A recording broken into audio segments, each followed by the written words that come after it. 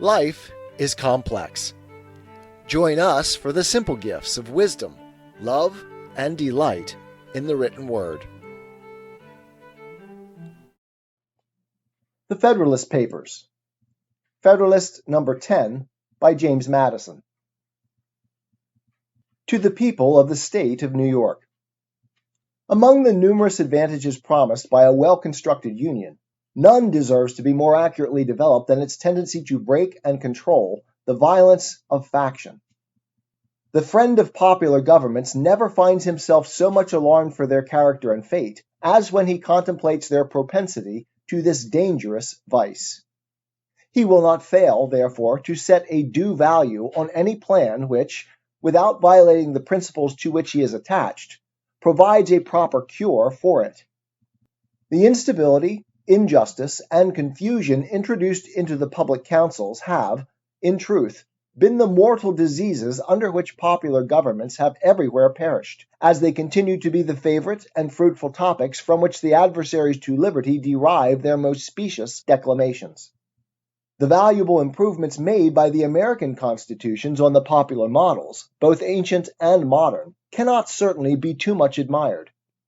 But it would be an unwarrantable partiality to contend that they have as effectually obviated the danger on this side as was wished and expected.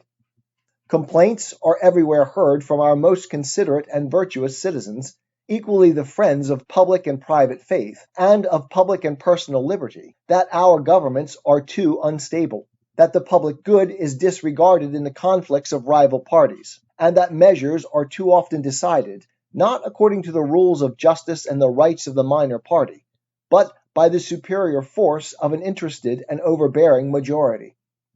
However anxiously we may wish that these complaints had no foundation, the evidence of known facts will not permit us to deny that they are in some degree true.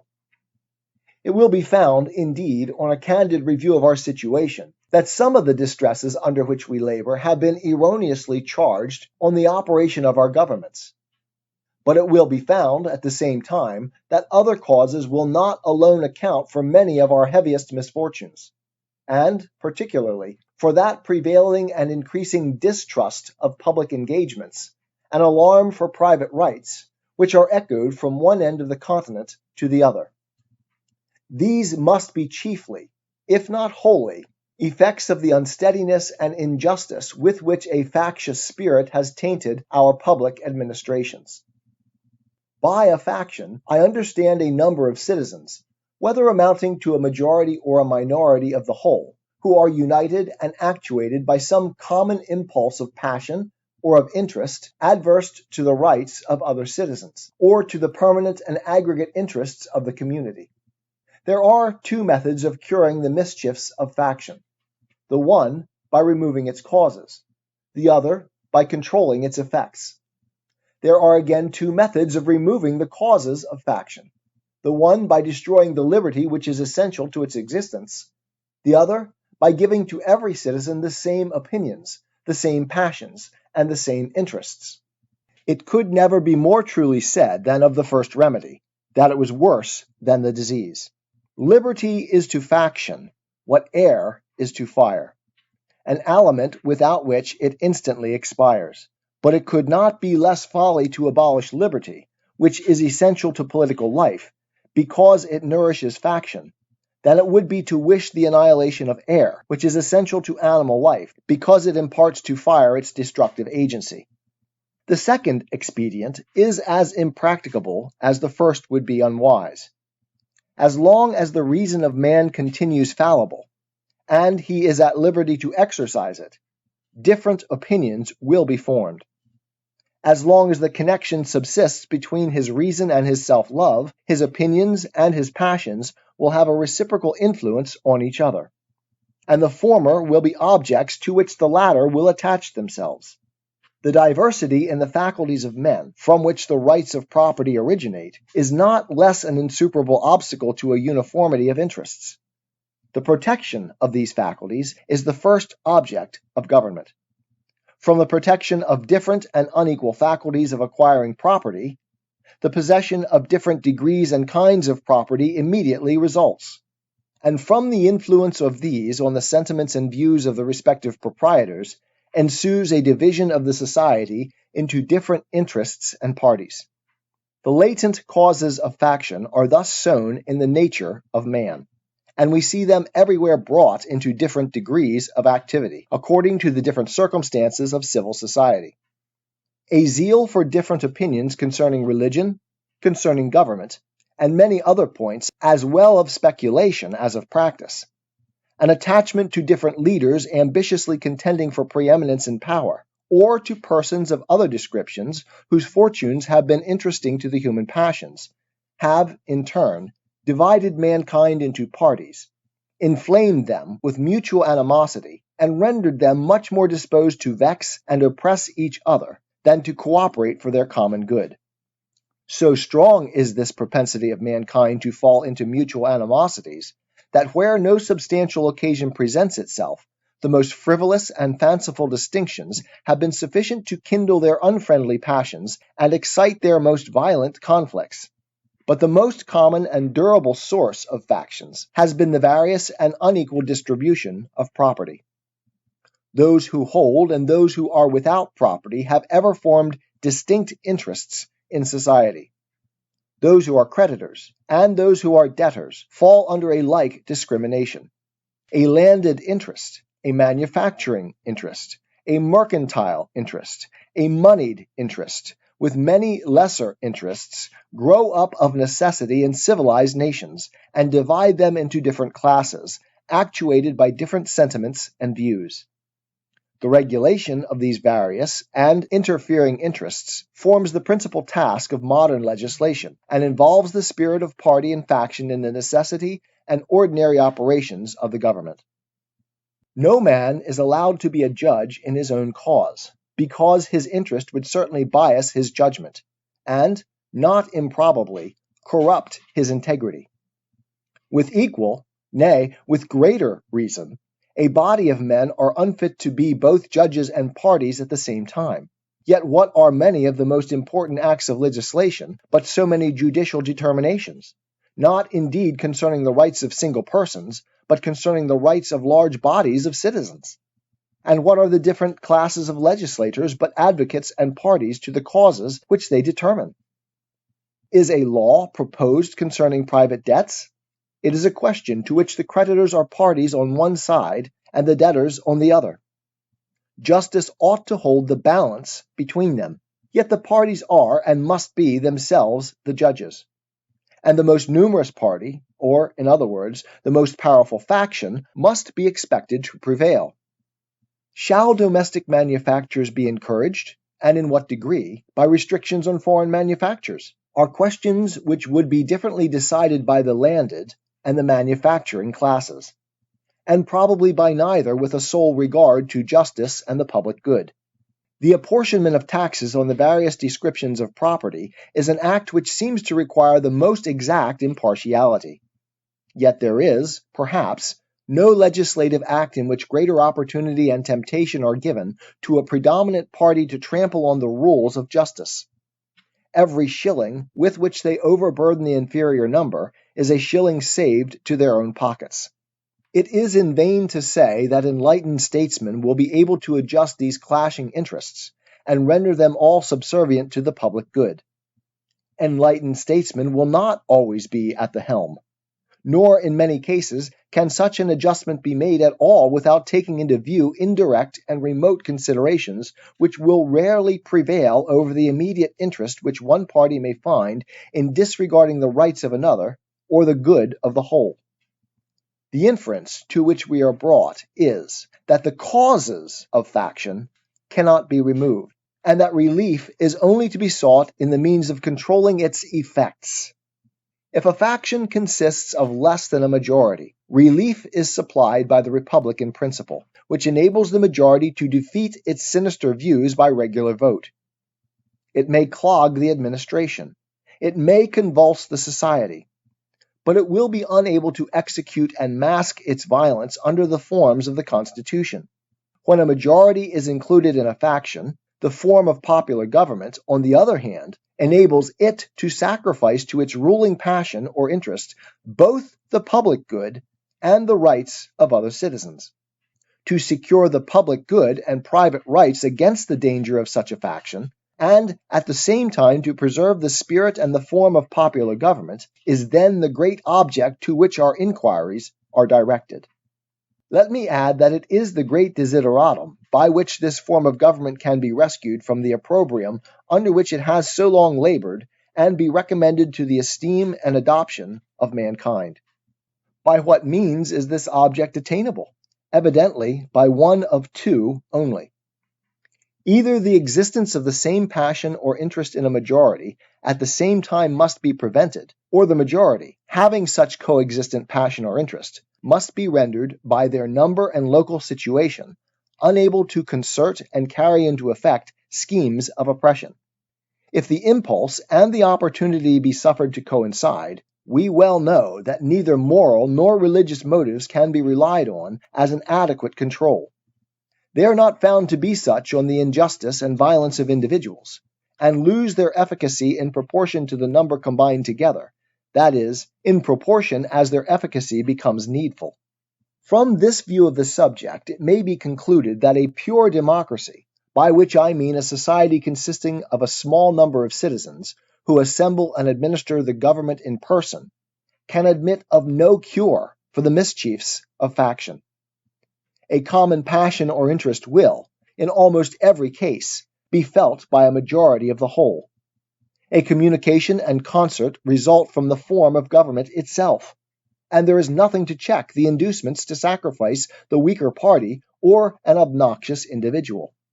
Hence it is that such democracies have ever been spectacles of turbulence and contention, have ever been found incompatible with personal security or the rights of property, and have in general been as short in their lives as they have been violent in their deaths. Theoretic politicians, who have patronized this species of government, have erroneously supposed that by reducing mankind to a perfect equality in their political rights, they would, at the same time, be perfectly equalized and assimilated in their possessions, their opinions, and their passions. A republic, by which I mean a government in which the scheme of representation takes place, opens a different prospect, and promises the cure for which we are seeking. Let us examine the points in which it varies from pure democracy, and we shall comprehend both the nature of the cure and the efficacy which it must derive from the union. The two great points of difference between a democracy and a republic are, first, the delegation of the government, in the latter, to a small number of citizens elected by the rest. Secondly, the greater number of citizens and greater sphere of country over which the latter may be extended. The effect of the first difference is, on the one hand, to refine and enlarge the public views by passing them through the medium of a chosen body of citizens whose wisdom may best discern the true interest of their country, and whose patriotism and love of justice will be least likely to sacrifice it to temporary or partial considerations. Under such a regulation, it may well happen that the public voice, pronounced by the representatives of the people, will be more constant to the public good than if pronounced by the people themselves, convened for the purpose. On the other hand, the effect may be inverted. Men of factious tempers, of local prejudices, or of sinister designs may, by intrigue, by corruption, or by other means, first obtain the suffrages and then betray the interests of the people. The question resulting is, whether small or extensive republics are more favorable to the election of proper guardians of the public weal, and it is clearly decided in favor of the latter by two obvious considerations. In the first place, it is to be remarked that, however small the republic may be, the representatives must be raised to a certain number in order to guard against the cabals of a few, and that, however large it may be, they must be limited to a certain number, in order to guard against the confusion of a multitude. Hence, the number of representatives in the two cases not being in proportion to that of the two constituents, and being proportionally greater in the small republic, it follows that, if the proportion of fit characters be not less in the large than in the small republic, the former will present a greater option, and consequently a greater probability of a fit choice. In the next place, as each representative will be chosen by a greater number of citizens in the large than in the small republic, it will be more difficult for unworthy candidates to practice with success the vicious arts by which elections are too often carried, and the suffrages of the people being more free will be more likely to center in men who possess the most attractive merit and the most diffusive and established characters. It must be confessed that in this, as in most other cases, there is a mean, on both sides of which inconveniences will be found to lie. By enlarging too much the number of electors, you render the representatives too little acquainted with all their local circumstances and lesser interests, as by reducing it too much, you render him unduly attached to these and too little fit to comprehend and pursue great and national objects. The federal constitution forms a happy combination in this respect, the great and aggregate interests being referred to the national, the local and particular to the state legislatures. The other point of difference is the greater number of citizens and extent of territory which may be brought within the compass of republican than of democratic government, and it is this circumstance principally which renders factious combinations less to be dreaded in the former than in the latter. The smaller the society, the fewer probably will be the distinct parties and interests composing it. The fewer the distinct parties and interests, the more frequently will a majority be found of the same party. And the smaller the number of individuals composing a majority, the smaller the compass within which they are placed, the more easily will they concert and execute their plans of oppression.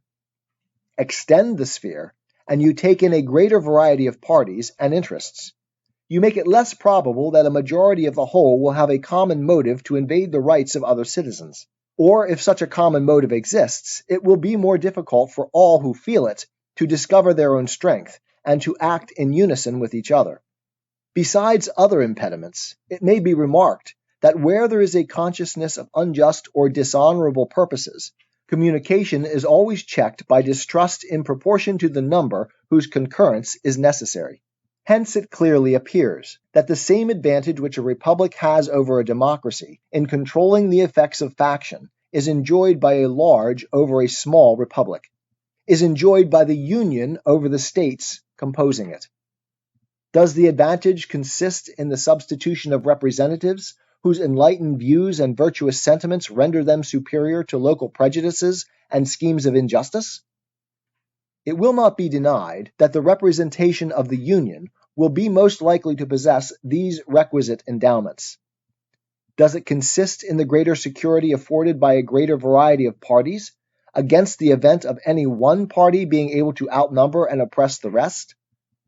In an equal degree does the increased variety of parties comprised within the Union increase this security. Does it, in fine, consist in the greater obstacles opposed to the concert and accomplishment of the secret wishes of an unjust and interested majority? Here again, the extent of the Union gives it the most palpable advantage. The influence of factious leaders may kindle a flame within their particular states, but will be unable to spread a general conflagration through the other states. A religious sect may degenerate into a political faction in a part of the Confederacy, but the variety of sects dispersed over the entire face of it must secure the national councils against any danger from that source.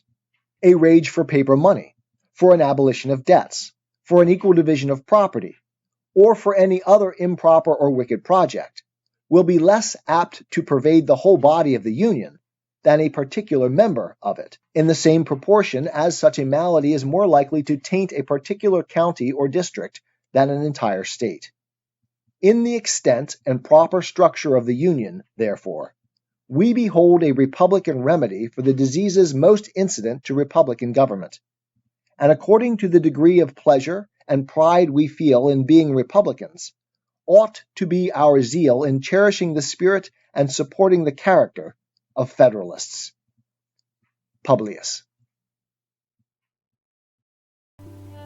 'Tis the gift to be simple, 'tis the gift to be free, 'tis the gift to come down where we ought to be, And when we find ourselves in the place just right, 'twill be in the valley of love and delight. When true simplicity is gained, to bow and to bend, we will not be ashamed. To turn will be our delight, till by turning, we come round right.